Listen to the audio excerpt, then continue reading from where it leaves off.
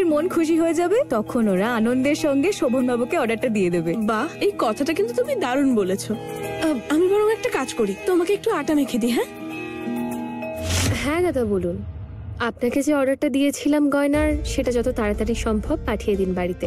আসলে শোভনের কিছু অতিথি আসছে আজকে বাড়িতে, তাই আমিও আজকে স্পেশাল ভাবে সাজতে চাই। হ্যাঁ রাখছি। দিদিমণি, একটা কথা বলবো আপনাকে। এই যে আপনি মনে মনে এত খুশি হচ্ছেন, আপনার কি মনে হয় শোভন দাদাবাবু অতিথিদের সাথে আপনার দেখা করাবেন? তোমার বুদ্ধি তো দেখছি দিন দিন কমে যাচ্ছে জয়তী। তোমার কি মনে হয় আমি থাকতে ওই গ্রামের মেয়ে ফুলকে ইন্ট্রোডিউস করাবে ওই বিদেশি অতিথিদের সঙ্গে, তাও নিজের স্ত্রীর পরিচয়?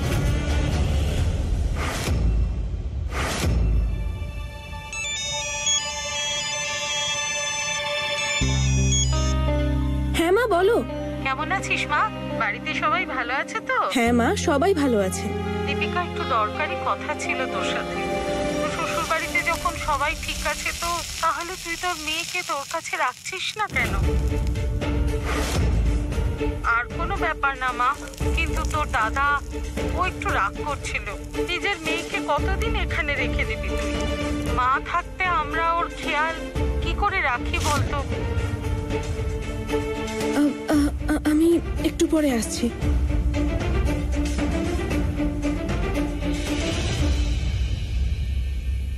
এই দীপিকা দিদির হলোটা কি? এত চিন্তিত লাগছে। এমন কি বললো দীপিকা দিদির মা? তাহলে তুই তোর মেয়েকে তোর কাছে রাখছিস না কেন? কিন্তু তোর দাদা ও একটু রাগ করছিল। নিজের মেয়েকে কতদিন এখানে রেখে দিবি তুই? মা থাকতে আমরা ওর খেয়াল কি করে রাখি বলতো? প্রণাম নেবেন।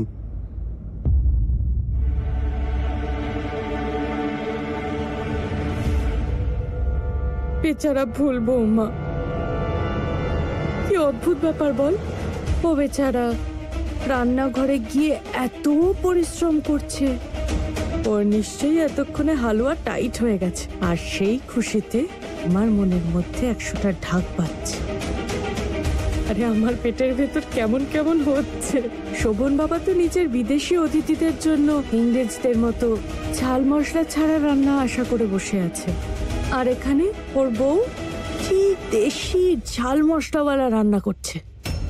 তার উপর তুই অসভ্য, ওই খাবারে আরো ঝাল দিয়ে ওগুলো খাওয়ার অযোগ্য করে দিয়েছিস।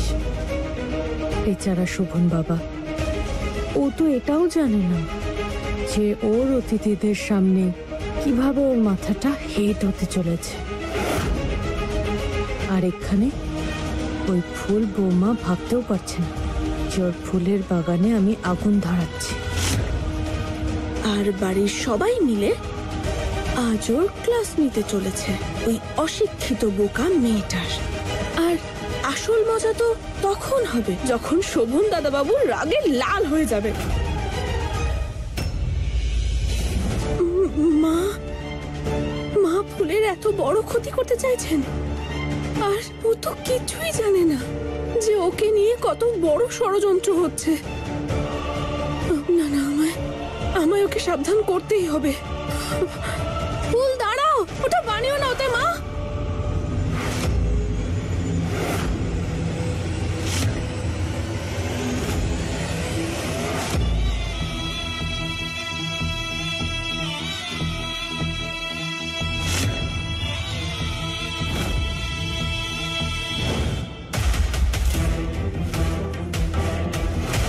হে উপরওয়ালা, স্মল গিন্নিমা, আপনার বৌমা তো সব শুনে ফেলেছে, আর আমাদের সব প্ল্যান তো এবার ও নো করে দেবে। আমি থাকতে না। কি হলো বৌমা? মা কি করেছে? কি বলতে এসেছিলে ফুল বৌমাকে আমার ব্যাপারে? ওই আমি তো বলছিলাম যে বৌমা, নিজের মুখের তালা একটু সামলে রাখো, যেন এমন না হয় যে আমার রহস্য ফাঁস করতে গিয়ে তোমার জীবনটাই না বেরিয়ে যায়। আমি কতটা খারাপ তুমি জানো তো, তাও নিজের কথা ভাবোনি, নিজের মেয়ের কথা ভাবোনি।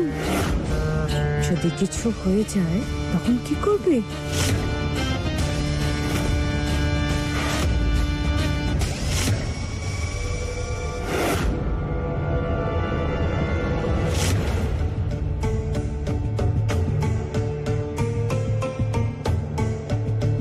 কোথায় ছিলে তুমি বৌমা?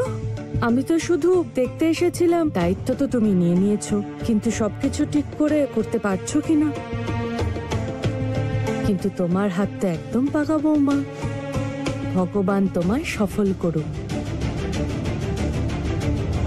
আরে দীপিকা বৌমা, আমাকে দেখাও তো বিকেল বেলা কি পড়বে। চলো আমার সাথে, তুমি করতে থাকো।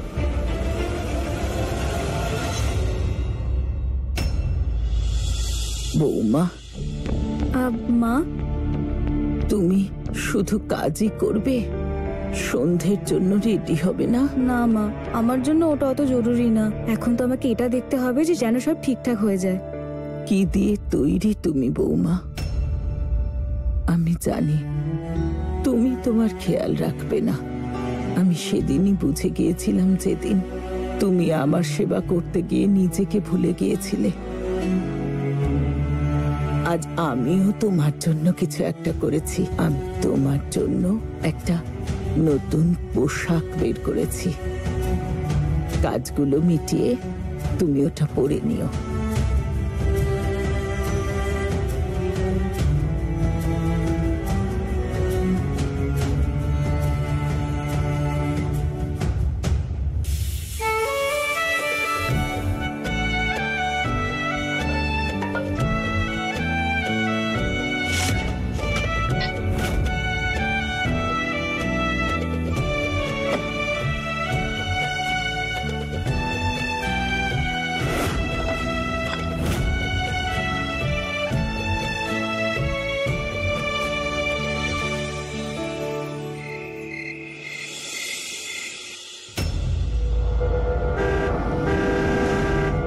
মনে হচ্ছে শোভনবাবু চলে এসেছেন।